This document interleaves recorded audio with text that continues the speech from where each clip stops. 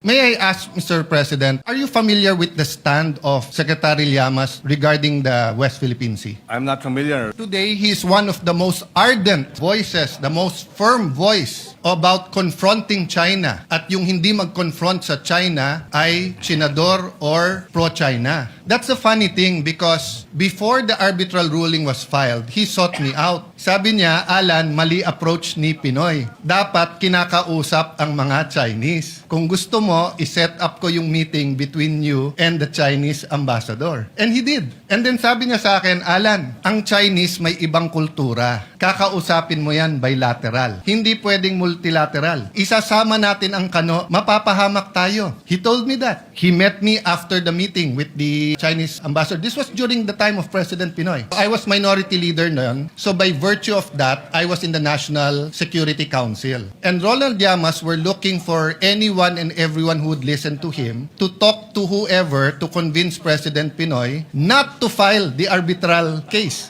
not to go and to have bilateral talks. So let me just mention, Mr. President, that what is seen in public, in Facebook, in vlogs, is very, very far from what is discussed in the halls of power and between professionals.